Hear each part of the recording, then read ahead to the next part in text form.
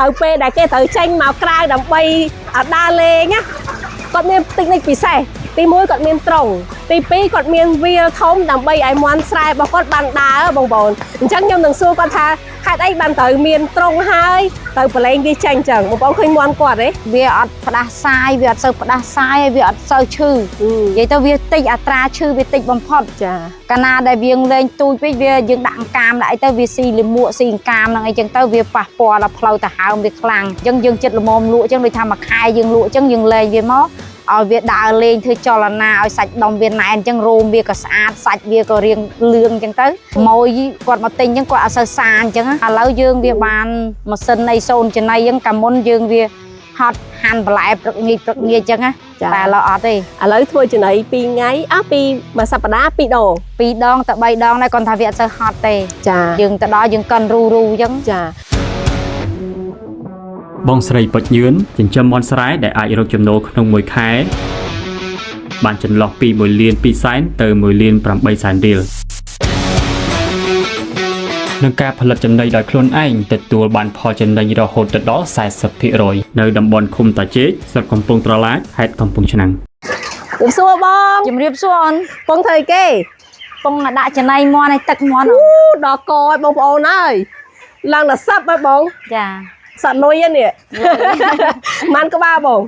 phải chị bay rồi chiêng bay rồi chiêng nước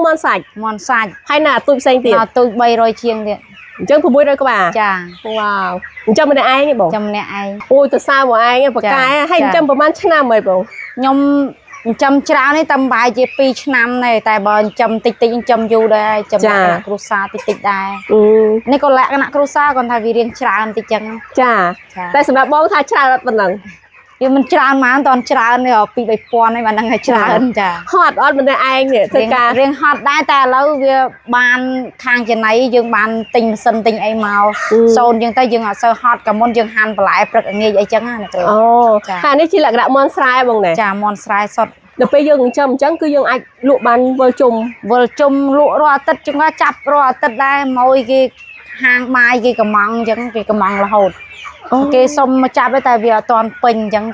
tiệt anh ấy man khai hay bông phải chia chật pi khai còn khai chiêng chật pi khai chỉ tu tới dương chính châm của man khai bằng ban lụa bày khai ấy ban lụa ấy bày khai bằng ban lụa đấy bày khai ban lụa có lươn đấy là bông bùi dương xóm trên này luôn ai chẳng nâng trên này nhưng sâu xóm luôn ai chứ tâm đạp rắc manh panh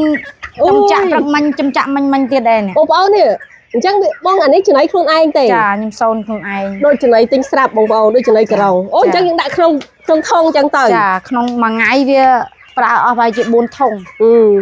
mà ngay buôn thông hai chiếc sông màn cà lầu vài chị mà thông đi về đập cà lầu chiêng đập cà lầu chứ mà ngay hai chị sai sập cà lầu sai sập cà lầu búa nhom son chặt sập cà lầu ban là pi ngay ấy tề chặt sập cà lầu chiêng ấy pi ngay ấy hay nhưng chẳng đằng tịch bổng dừng chăm muôn cho hai bông chị stray mấy cái dừng liệt vỡ á miền côn phong ấy phong hay miền ca nghe xanh chị thế bổng miền mơ côn ấy khai ca nghe nó tẹt sai chấm ca Việt ọt tề hai dừng nơi tới liệt ba chẳng tới đây tha miền đa đây mà rồi vậy hai bông tham mấy cứ dừng tranh chia riêng lo sập đa rồi bổng mà sập đa tranh mà đồ mà sập đa mà đong pi đong việc ta tam ta cái măng dương chân á mà dương kịch chỉ khai tung mà khai dương tranh món sài bàn màn cầu ta can tiếp xả sao này nè cô nhưng mà đại kịch đại ruột phong bàn vợ chung anh bật bông mới bạch tung mà 20 kg mà rồi phải chia chặt sập kg mà từ chặt sập kg chia một sủng chim sủng hay mà kg dương lộ bàn mà lại màn còn ba đó nó mòn lấy bạt động bay đây đó vùng bay bông vô mà mơi vùng bay pon con đằng chặt sập kg chả nóบอกchả hai dương cách thay chả này vậy nóบอกchả này thay câuแต่ปีcâu tâm nho đa mà phay môi máy nhom si chả này bề chảปีmà phay môi ngày là ta tiết năng nhom thôi chơi thôi nàyแต่bởi dương tu toát ca chả này tới anh nó sao mà khai bàn màn đại bóng đại kịch nhưng mà đại kịch không này kêu xong thôi là đại kịch tao còn bị bàn soi khla đây còn tay bông ôn muôn bó quạt mưa từ kêu khla là ô mi thà bông mi bật bị sao châm bàn là ô nè anh ấy phải chia chật pi khai rồi có khoa tịch tuổi nè chật pi khai bàn phần nằng chả pi khai bằng nè mà làm buồn kham mới đấy nè kêu thông đây nè chả hay anh ấy bông này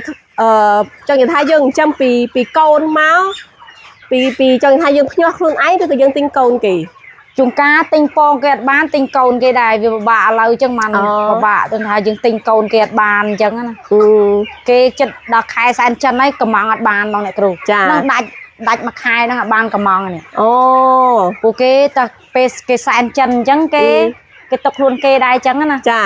ដល់អញ្ចឹងយើងពិបាកទិញពងយកមកភ្ញាស់ចាអញ្ចឹងយើងត្រូវចាប់ផ្ដើមពីខែហ្នឹងឬឆ្នាំទៅយើងត្រូវបង្កើតមេខ្លួនឯងឲ្យច្រើនចាំមេខ្លួនឯងអញ្ចឹងមានថាចឹងថាមុខរបរបបោវាកាន់តែរិចទៅមុនដំបូងយើងទិញកូនគេចិញ្ចឹមយកសាច់ទេចិញ្ចឹមលក់ឲ្យទិញកូនគេមកដាក់ទៀតណាដល់ពេលឥឡូវពង្រីកទៅដល់ចិញ្ចឹមមេខ្លួនឯងទៀតអូលយណាបងប្អូនអាចចូលដល់10ឆ្នាំហ៎បបពិសោធន៍ចិញ្ចឹមដល់អត់ទេអ្នកគ្រូទំប្រហែលឆ្នាំទេទំ2000ថាត្រឹម3 4ឆ្នាំចាតែអាមុនហ្នឹងយ៉ាប់មួយឆ្នាំ2ឆ្នាំខ្ញុំទៅចំណាក់ស្រុកចឹងហើយព្រោះខ្ញុំចង់បានដូចថា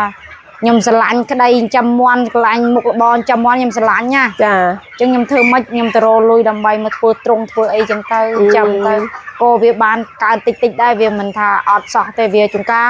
វាឈឺងាប់ខ្លះដែរតែឥឡូវដល់ពេលខ្ញុំប្រើវ៉ាក់សាំងដែរវ៉ាក់សាំងអីទៅវាអត់សូវងាប់ចឹងវានៅច្រើនដែរចឹងចាហើយណាមួយបងប្អូនខ្ញុំឃើញបទពិសោធន៍របស់បងគឺល្អតង់ថាអត់ឲ្យមន់ចេញទៅក្រៅឬក៏មន់ដតេចូលបានទេពីព្រោះបងឃុំពាត់ចិត្តឈឹងហើយមួយទៀតពាក់កណ្ដាលត្រង់ពាក់កណ្ដាលទៀតធម្មជាតិមានន័យថាឲ្យសัตว์នឹងវាដើរលេងដូចបងប្អូនបានឃើញអញ្ចឹងគឺបងគាត់បង្ខាំងទុកសិនឯងដើម្បីខ្ញុំមកថតទៅឃើញស្អាតឃើញមន់របស់គាត់នៅជុំគ្នាតាមពិតអានេះអត់តន់ជុំគ្នាវានៅខាងក្រៅស្អាតជាទូទៅម៉ោងប្រហែលបងនឹងបើកឲ្យវាចេញដើរលេងប្រហែលជាម៉ោង7អីហ្នឹងឲ្យតែបើកថ្ងៃបានបើថាមេស្លាបានខ្ញុំបើកគាត់ថាមេស្លាខ្ញុំអត់បើកទេអូជួយមេប៉ុណ្ណឹងបើកបានបើកបានបងប្អូនឥឡូវដល់ម៉ោងដែលមន់ស្រែរបស់បងស្រីគាត់វាត្រូវពេលដែលគេត្រូវចេញមកក្រៅដើម្បីដើរលេងណាគាត់មានតិចនិចពិសេសទី1គាត់មានត្រង់ទី2គាត់មានវាលធំដើម្បីឲ្យមន់ស្រែរបស់គាត់បានដើរបងប្អូនអញ្ចឹងខ្ញុំនឹងសួរគាត់ថាហេតុអីបានត្រូវមានត្រង់ហើយត្រូវប្រឡែងវាចេញអញ្ចឹងបងប្អូនឃើញមន់គាត់ទេអានេះខ្ទង់អត់ដល់2ខែណាធំមែនតើអញ្ចឹងបច្ចេកទេសរបស់គាត់ល្អទាំងការផ្សំចំណីទាំងការថែទាំនេះបងហេតុអីបានយើងត្រូវមានត្រង់ដាក់ហើយយើងត្រូវប្រឡែងវាចេញខាងក្រៅនាំឲ្យហត់យើងដេញចេញដេញចូលចឹងវាឲ្យវាហាត់ប្រាណឲ្យវាសាច់ណែនឲ្យរោមស្អាតអូចឹងហើយសុខភាពវាក៏ល្អតតានឹងវាបានត្រូវពលឺថ្ងៃខ្លះហើយវាបានត្រូវខ្យល់ធម្មជាតិអីខ្លះចឹងអូ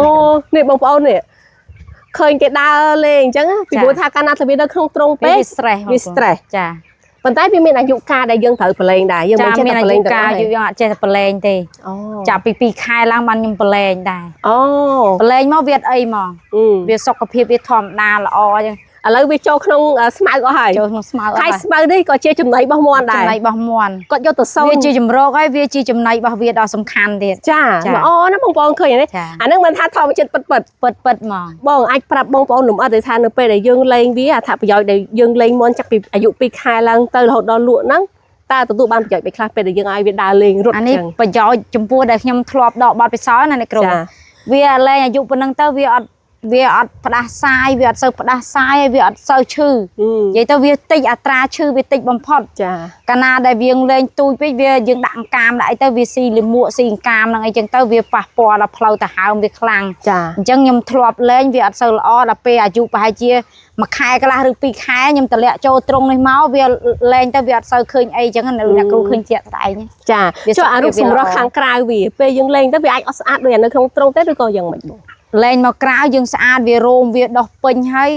សាច់ដុំវាណែនជាងដែលយើងដាក់នៅលើទ្រុងអញ្ចឹងយើងចិត្តល្មមលក់អញ្ចឹងដូចថាមួយខែយើងលក់អញ្ចឹងយើងលេងវាមកឲ្យវាដើរលេងធ្វើចលនាឲ្យសាច់ដុំវាណែនអញ្ចឹងរោមវាក៏ស្អាតសាច់វាក៏រាងលឿងអញ្ចឹងទៅម៉ួយវាគាត់មកទិញអញ្ចឹងគាត់អត់សូវសាអញ្ចឹងណាអូបងប្អូនតិចពិសេសហ្នឹងណាអ្នកខ្លះគាត់គិតថាកាលណាតែយើងមាន់វាធ្លាប់នៅក្នុងត្រង់ពេលដែលយើងលេងវាអាចឆ្លងជំងឺវាអាចខ្សោយអីតែបងប្អូនឃើញជាក់ស្ដែងមាន់បងគឺលះលហួនហ្មងចាលះលហួននិយាយទៅចង់ទៅចេញក្រៅហ្មងចាហើយសំខាន់មួយទៀតបងប្អូនក្រៅបងវាមិនមែនហួតហែងគឺបងមានដើមឈើមានដើមស្មៅដើមអីចឹងអញ្ចឹងវាអាចទៅជាចម្រោករបស់វាហើយវាផ្ដល់ជាម្លប់ចាហើយវាជុះទៅលិមួកនៅហ្នឹងហើយវាបង្កើនជីទៅស្មៅវាលាស់ខ្លាំងទៀតចាវាពិសេសវាបានចំណៃវាអាហ្នឹងហើយវាបានចម្រោកវាអាហ្នឹងទៀតចាដល់ពេលតែវានៅក្នុងត្រង់ពេកវាទៅជាទុនដៃទុនជើងអត់ល្អវិញហ្មងណាចាវាមិនទុន ប្រមាណដូចថាយើងយកអាស្មៅទៅសូនទៅអីដែរវាអត់អីទេ ចា តែគាត់ថាវាអាយុកាលដែលយើងអត់ទាន់អាចតម្លាក់បានយើងអាចតម្លាក់ឲ្យវាស្ទើរពេកពេលវារៀងត្រឹសចឹងយើងតម្លាក់មកវាល្អហ្មង អូខេនឹងគឺជាបទពិសោធន៍ដ៏ល្អមួយដែលបងប្អូនដែលកំពុងតែចិញ្ចឹមមាន់ស្រែអាចយកគំរូតាមបងបានពេលបងដកពិសោធន៍យូរឆ្នាំបងដឹងហើយ ចា តែបងនៅពេលដែលយើងលេងវាយើងលេងចាប់ពីម៉ោងប្រហែលដល់ម៉ោងប្រហែលហើយយើងត្រូវដេញចេញដេញចូលអញ្ចឹងហ៎បង ពេលដេញចូលក៏មិនសូវជាពិបាកដេញចេញក៏មិនសូវជាពិបាកដែរក៏ចង់និយាយថាបើមេឃអត់សូវស្រឡះខ្ញុំមិនអាចបើកបានទេតោះមិនថាខ្ញុំកំណត់ម៉ោងត្រឹមម៉ោង 7 8តែបើ7 8ហ្នឹងវាអត់សូវមានថ្ងៃខ្ញុំក៏អាចបើកបានដែរចឹងណា អូអញ្ចឹងទៀតហ៎បងយើងអាចឲ្យវាត្រូវភ្លៀងបាន ចាត្រូវភ្លៀងទៅវាអាចផ្លាស់ស្អាយអាចអីដែរវាឲ្យឈឺអីចឹងណា អូចា ចឹងក៏យើងអាចលេងបានមិនចេះតែលេងដែរទេអ្នកគ្រូ អូយើងត្រូវមើលស្ថានភាពជាក់ស្ដែងដែរចុះម៉ោងដែលយើងត្រូវដេញចូលវិញម៉ោងប៉ុន្មាន អត់បាច់ចាំដេញចូលគឺវាចូលខ្លួនវាហ្មង ដល់ម៉ោងគេគឺគេចូល មកស្រួល ហើយដល់ម៉ោងចេញយើងគ្រាន់តែបើកទ្វារ ហើចេញមកចា អូអញ្ចឹងមានអីពិបាកអញ្ចឹងបានបងនិយាយថាមាន់600ក្បាលអាសាច់អាធំ2ខែ300ក្បាលទូច300ក្បាលទៀត600ក្បាលបងមើលទៅម្នាក់ឯង ចាមើលម្នាក់ឯង អញ្ចឹងអត់មានជាបញ្ហាទេអ្នកខ្លះក៏គិតថា5-600ក្បាលទៅការកម្លាំងពលកម្មច្រើនណាស់ជាក់ស្ដែងបងម្នាក់ឯងហ្នឹង ចាវារៀងហត់តិចហ្នឹងគាត់ថាឥឡូវយើងវាបានម៉ាស៊ីននៃសូនចំណៃហ្នឹងកាលមុនយើងវាហត់ហាន់បន្លែព្រឹកងាយអញ្ចឹងណាតែឥឡូវអត់ទេ ឥឡូវធ្វើចំណៃ2ថ្ងៃពីមួយសប្តាហ៍2ដង 2ដងទៅ3ដងដែរគាត់ថាវាអត់សូវហត់ទេ ចា យើងទៅដល់យើងកិនរូអញ្ចឹង ចាចេះបងប្អូនមើលមិញឃើញថ្ងៃមាន់ខ្ទង់ជិត300ក្បាលតែពិតទៅនៅក្នុងនឹងវាអត់ដល់300ក្បាលព្រោះវានៅខាងក្រៅខ្លះ ខាងក្រៅខ្លះ ប៉ុន្តែឃើញថាមាន់នឹងវាអត់ចឹកគ្នាហេតុអីបង អត់ចឹកគ្នាដោយសារយើងផ្សំបន្លែឬក៏ផ្សំចំណីអីត្រូវដែរវាដូចថាយើងសារធាតុនឹងវាគ្រប់គ្រាន់ដែរបានវាអត់ចឹកគ្នាហ្នឹងបើថាអត់គ្រប់វាជួនកាលវាខ្វះជាតិអីមួយចឹងវាចឹកគ្នាដែរហ្នឹងណាគ្រូ ចាបងខ្ញុំឆ្ងល់បន្តិចពីព្រោះថាបងប្អូនមួយចំនួនគាត់ចិញ្ចឹមមាន់តិចជាងបងឯងដាក់នៅក្នុងទ្រុងតែមួយប៉ុន្តែមាន់ហ្នឹងវាមានបញ្ហាចឹកគ្នា ចា តែដល់ពេលបងដាក់ទៅលង្ខាប់ចង់ថាទ្រុងយើងទៅប៉ុន្តែចំនួនមាន់យើងច្រើនណាវាអត់ឃើញមានចឹកគ្នាហេតុអីបង ហ្នឹងមកពីយើងដូចថាយើងដាក់ចំណីឲ្យស៊ីវាខ្វះជាតិអីមួយយ៉ាងអញ្ចឹងណា ដូចថាខ្ញុំមានដាក់ខ្យងដាក់ស្មៅជាពិសេសគឺសបកខ្យងសបកលៀសហ្នឹងហើយវាជួយបង្កើនកុំឲ្យមាន់វា stress ហើយអត់ចឹកគ្នាទេ អញ្ចឹងបងពិសោធន៍ឃើញអញ្ចឹងណា ពិសោធន៍ឃើញមុនក៏ចឹកដែរខ្ញុំចាំចឹកធ្លាយពវៀនធ្លាយអីអស់ហើយតែដល់ពេលខ្ញុំដាក់ខ្យងដាក់អីអញ្ចឹងទៅដាក់សបកខ្យងរៀងច្រើនតិចអញ្ចឹងទៅវាអត់ចឹកគ្នាទេអ្នកគ្រូ ចា ហើយស្មៅអីហ្នឹងយើងត្រូវដាក់ឲ្យច្រើនដែរព្រោះជាបន្លែប្រូតេអ៊ីនវាខ្វះបានទេ ចាបងអញ្ចឹងមានន័យថាដើម្បីកុំឲ្យមាន់វាចឹកគ្នាករណីថាវានៅក្នុងទ្រុងតែមួយវាប៉ុនគ្នាពេលខ្លះចឹកគ្នាងាប់បងថាអញ្ចឹងណាអញ្ចឹងដើម្បីការពារហ្នឹងគឺបងប្អូនត្រូវតែលាយវត្ថុធាតុដើមជាពិសេសគឺសបកខ្យង ចាជាតិរ៉ែហ្នឹងកុំឲ្យខ្វះមិនបានហ្មង អូខេបងមួយទៀតបងប្អូនអាហ្នឹងអត់ទាន់ដាច់ដល់ទឹកដាច់រដូវទឹកភ្លៀងទេណា ចា មេឃកំពុងតែសតុំប៉ុន្តែមកដល់រោងមាន់របស់បងមានសកប់មួយទេខ្ញុំចង់ដឹងពីតិចនិចបងគិតតាំងពីកូនមាន់តូចដែលយើងទឹកញាស់រហូតមកដល់លក់បងថែទាំមិនខ្លះបានមាន់របស់បងឃ្លាវខ្លាល្អ ពីតូចពីទឹកញាស់មកខ្ញុំអត់ភ្លើងនៅកន្លែងខ្ញុំនេះខ្ញុំនិយាយជាក់ស្ដែងខ្ញុំអត់សូវមិនភ្លើងអត់គ្រប់ទេតែអាសាដាច់អញ្ចឹងខ្ញុំអាចដាក់ភ្លើងពូលបានទេយប់ឡើងខ្ញុំចាប់ដាក់កេះ អាកេះក្តាស់យើងអាកេះក្តាស់ហ្នឹងយើងចោះប្រហោងវាមកល្មមសមស្របដែលថាវាមានខ្យល់អុកស៊ីហ្សែនចេញចូលបានអញ្ចឹងទៅព្រលឹមឡើងបែរជាម៉ោង 7 8 អីបានខ្ញុំបើកទៅខ្ញុំដាក់ខ្ជុងមកក្អមអញ្ចឹងទៅវាក្តៅវល់ល្ងាចហើយដាក់កាមដាក់អីតិចអញ្ចឹងណាចាអញ្ចឹងទៅវាអីដាក់អញ្ចឹងបែរជារយៈពេល10ថ្ងៃនឹងមាន់អត់អីទេនោះកូនមាន់ខ្ញុំល្អសុខភាពល្អនៅក្នុងទ្រុងចាអញ្ចឹងយើងដាក់ប៉ុណ្្នឹងហើយចាជួលរហូតទៅដល់កូនមាន់ហ្នឹងយើងអាចយកមកដាក់នៅក្នុងទ្រុងយើងថែទាំវាមិនទៀតទៅវាបន្តសុខភាពល្អទៀតបន្តសុខភាពល្អទេយើងយកមកដាក់អាទ្រុងទៅលើយើងហ្នឹងយើងយប់ឡើងយើងបាំងបិទដាក់ដូចថាមានបេឬក៏ថង់កស៊ូអីចឹងតែរោងខ្ញុំអាំងលិចនោះវាអត់ជាបញ្ហាអីហ្មងទេខ្យល់ចូលបានតែខ្ញុំតម្លាក់ទៅចាវាចិត្តល្អហើយចាអញ្ចឹងមានន័យថាយើងយកអាកូនដែលយើងបញ្ចេញពីក្នុងចា21ថ្ងៃមកខ្ញុំយកមកដាក់ឯនេះយកមកដាក់ក្នុងទ្រុងចាដាក់ក្នុងទ្រុងអាលើទៅលើចាប្រហែលជាមួយខែកន្លះអីបានខ្ញុំយកមកដាក់ក្នុងនេះអញ្ចឹងមានថា3វគ្គនេះគ្រូចាអញ្ចឹងយើងចាប់ផ្ដើមប្រើវ៉ាក់សាំងឬក៏ថ្នាំបំពន់នៅពេលវាអាយុប៉ុន្មានទៅវ៉ាក់សាំងដូចថា7ថ្ងៃអញ្ចឹងខ្ញុំធ្វើញូកាសមួយហើយខ្ញុំធ្វើវ៉ាក់សាំងដូចថាមានញូកាសមានកំបារ៉ូ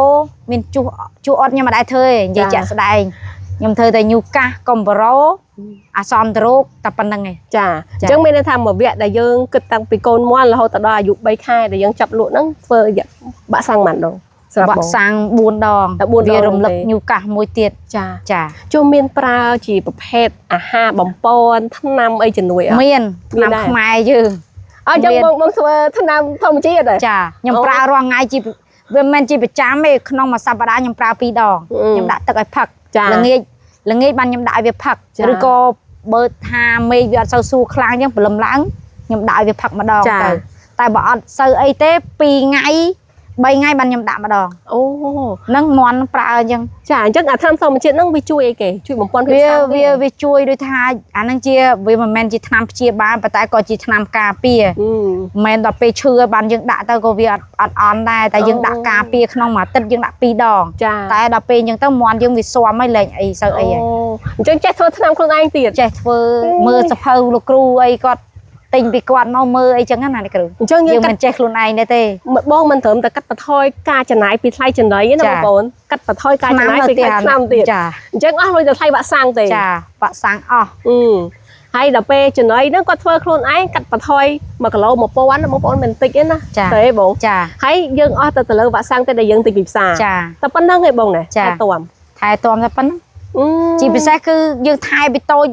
ត្រឹមមួយសប្តាហ៍នឹងបានបើថាបានរៀងយ៉ាប់ដែរព្រោះចាប់ដាក់កេះរៀងហត់ដែរចាបង300-400មាន់រៀងហត់ដែរអ្នកគ្រូចាបងមើលឃើញកតាអីគេខ្លះដែលធ្វើឲ្យមាន់ចាប់ផ្ដើមប្រព័ន្ធនេះហើយយើងចិញ្ចឹមចិត្តបានលក់ហ្នឹងណាវាងាប់ទៅវិញអាហ្នឹងកតាអីគេបងគិតថាមកពីអីវ៉ាក់សាំងអ្នកគ្រូគឺត្រូវតែធ្វើហ្មងព្រោះឥឡូវវាអត់ដូចមុនទេហើយបើថាយើងអត់បានធ្វើវ៉ាក់សាំងយើងត្រូវតែវ៉ាក់សាំងធម្មជាតិពីតូចទៅមកអត់អីទេខ្ញុំមានវ៉ាក់សាំងធម្មជាតិពីតូចដែរអញ្ចឹងវាអត់សូវអីទេចានោះសំបីតែប៉ិនប្រហែលជា3ខាំហើយវាត្រូវមានបែកភ្នែកបែកអីមែនអត់ខ្ញុំអត់ទេតែមើលស្អាតចាមួយទៀតបងថាឯកតាមកពីមាន់គេចេញចូលមកត្រង់យើងដែរអត់អាហ្នឹងកាលមុនខ្ញុំទិញចូលយកមកលោកឡំជាមួយបានវាឆ្លងអញ្ចឹងដល់ឥឡូវលែងមានខ្ញុំលែងទិញដាក់ចូលអញ្ចឹងអត់អីទេបើមានគេលក់ទេក៏មានត្រង់នៅក្រៅដែរសគួរដែរអញ្ចឹងរឿងដែលពិសេសដើម្បីការពារកុំឲ្យមាន់ងាប់គឺត្រូវតែធ្វើវ៉ាក់សាំងជាចាំបាច់ធ្វើអ្នកគ្រូ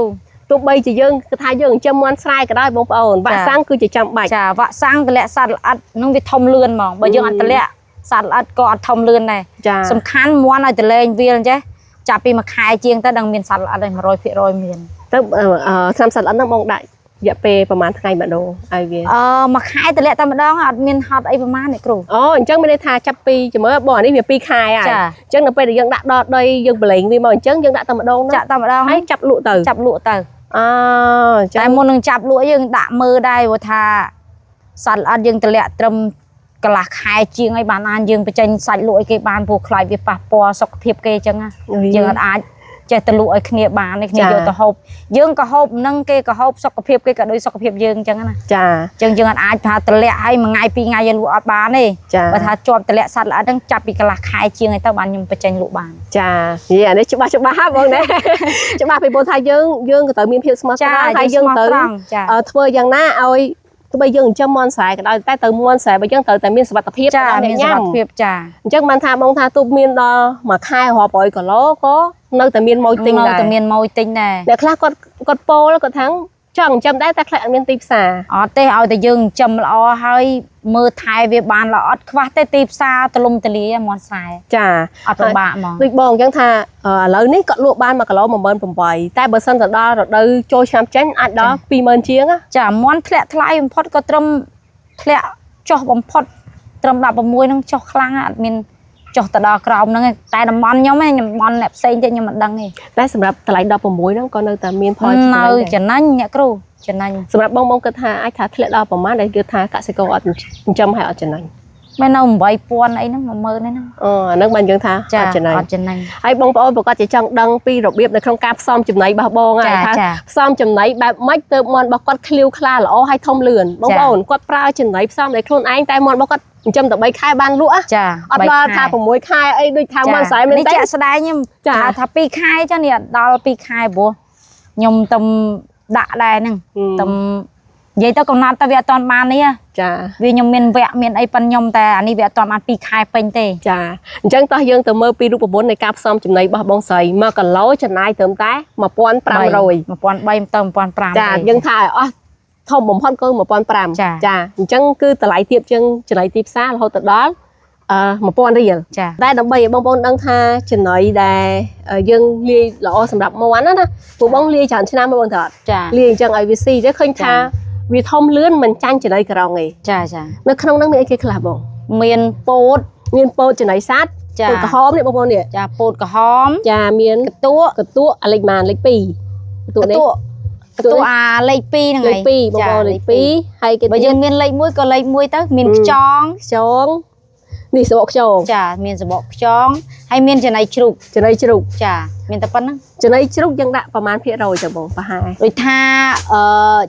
ពោត20កតួ20ចំណីជ្រូកត្រូវដាក់10គីឡូ យើងអត់ចោលទេយើងត្រូវតែប្រើចំណី ហើយខ្យងយើងប្រើដើម្បីឲ្យវាជួយឲ្យរោមដុះខ្លាំងហើយវាកាត់ភាព stress វាអត់សូវចឹកគ្នា អូខេ ចា ចាអញ្ចឹងមានកតួមានស្មៅ ចា ស្មៅហ្នឹងស្មៅ super napier បងប្ ចា អូន ចា អញ្ចឹងយើងយកវាមកកាត់កងអញ្ចឹងទៅ ចា ចាហើយមួយទៀតគឺពោតហើយហ្នឹងកតួ ចា តែប៉ុណ្្នឹងឯងបង ប៉ុណ្្នឹង ហើយបងលាយនេះម្ដងប៉ុន្មានគីឡូទៅ ប្រហែលជា70គីឡូ 70គីឡូ ចា 70គីឡូស៊ីបានមួយថ្ងៃ ស៊ីបាន2ថ្ងៃ 2ថ្ងៃ ចា អញ្ចឹងមានន័យថាក្នុងមួយអាទិត្យបងត្រូវលាយ2ដង 2ដងទៅ3ដង 2ដងទៅ3ដង ចា ច្រើនណាស់បងប្អូនជួមន់គាត់ឡើង600ក្បាល ចា ជួចំណីនេះសម្រាប់មន់អាយុប្រហែលបង អានេះសម្រាប់ពី21ថ្ងៃឡើងទៅស៊ីបានហើយ 21ថ្ងៃឡើងទៅគឺស៊ីបានដល់លក់ ដល់លក់ អញ្ចឹងអា21ថ្ងៃចុះក្រោម ចំណី ចំណីបេធម្មតាទៅ 3ចំណីក្រុមហ៊ុន ចា ចា បងប្អូនលាយអញ្ចឹងចំណេញណាបងគេ ចំណេញ ចំណេញហើយការធំធាត់ ថយការធំធាត់លឿនដែរ ចា ខ្ញុំមន់ខ្ញុំត្រឹម3ខែអីខ្ញុំបានលក់ហើយ ចា 1គីឡូកន្លះ1គីឡូ3ខាំអីហ្នឹង បើឈ្មោលបែបអាចឈានដល់1គីឡូកន្លះ ចានេះបើសិនបើបងអត់មានចំណីណាទៅអត់បងរត់ម្នាក់ឯងអត់រួចទេ ចា តែបង កាលមុនខ្ញុំហាន់បន្លែព្រឹកថ្ងៃដែរតែដល់ពេលបានខ្ញុំទិញម៉ាស៊ីនសូនហ្នឹងទៅវាជួយសម្រួលបន្ទុកខ្ញុំច្រើនព្រោះខ្ញុំតែម្នាក់ឯងទេ ចាហើយម្នាក់ឯងមួយអាទិត្យយើងធ្វើតែ2ដងទេបងណា 2ដងទៅ3ដងដែរ ចា2ដងទៅ3ដងទៅតាមស្ថានភាពវាស៊ីជាក់ស្ដែង ជាក់ស្ដែ ចឹង ង នៅពេលដែលយើងលាយចូលគ្នាចឹងយើងអត់មានដាក់ថែមអីទៀតទេបងណាអត់មានដាក់ថែមទឹកអត់ទេ អត់ទេ គោ អានេះយើងលាយរួច អញ្ចឹង ហើយយើងមានដែរមានលាយទឹកតិចលាយប្រហែលជាប្រមាណភាគរយអីចឹងណា អូ តែវាហួតអស់ហើយខ្ញុំលាយតាមពីងាកវាត្រូវសូនតាមពីងាកម៉េះ អូចាអញ្ចឹងយើងលាយភ្លាមយើងសូនភ្លាម ចា ចាតែយើងទុកដល់ព្រឹកទេក៏វាអត់មានជាបញ្ អ ហា ត់ ដែរ មានជាបញ្ហា បងសូនម្ដងបងទុកឲ្យវាស៊ី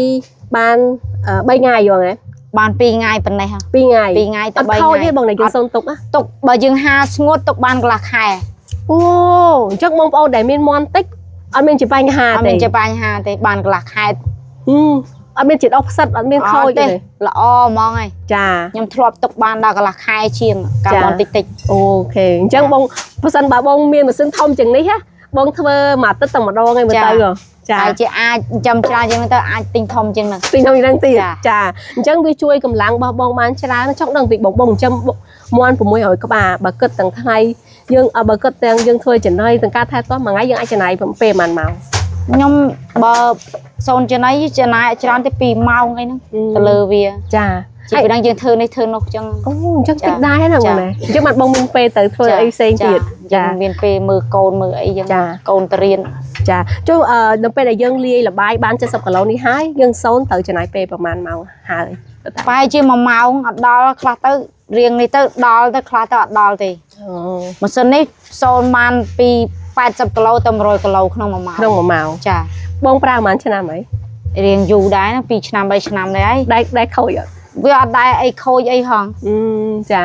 បើយើងប្រៀបធៀបរវាងការដែលយើងលាយចេះពីមុនបងលាយចេះ ចា ឲ្យវាស៊ី ចា ច្បាស់ជានៅសល់ហើយទៅបង ចានៅសល់វាចឹករតែកន្លែងណាដែលថាវាចង់អញ្ចឹងវាអត់ចង់វាអត់សៀតកើត ចាតែនៅពេលដែលយើង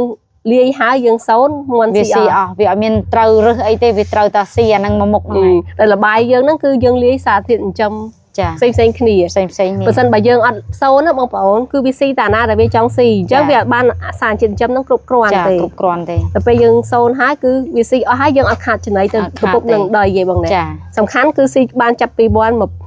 ថ្ងៃដល់លក់ ចា ហើយអស់តិចទៀត ចា បងប្អូនខ្ញុំបងគាត់បានប្រាប់ខ្ញុំដែរពីមុនគាត់ធ្វើដល់លក់ទៀតបងណា ចា សូនលក់ សូនលក់ឲ្យគ្នាឯងអញ្ចឹងគេយកម្ដង30គីឡូអីដែរអញ្ចឹង តែបងលក់1គីឡូប៉ុន្មាន 1គីឡូ2500 ចា2005 ចា ហើយបងប្អូននេះពោតណាគាត់ទិញទុកណា រាប់រយគីឡូណា ចាហ្នឹង200គីឡូ 200គីឡូហើយនេះប្រភេទពោតនេះហើយឥឡូវពោតហ្នឹងវាចុះថោកទៀតអាហ្នឹងរត់ទៅបង នៅ1200ឥឡូវ ចាអាហ្នឹងដល់ពេលយើងយកមកធ្វើចំណីទេរត់ទៅថ្លៃទៀតទៀត ចារៀងទៀត អញ្ចឹងបងប្អូនបានដឹងពីវត្ថុធាតុដើមដែលបងគាត់ប្រើហើយឥឡូវចង់ឲ្យបងបង្ហាញពីការសូន ចា ចាយើងសូនមិនហើយបងមនុស្សស្រីណាបងប្អូនកុំឃើញម៉ាស៊ីនថាហ្នឹងក៏តាមមនុស្សប្រុសទៅធ្វើបាន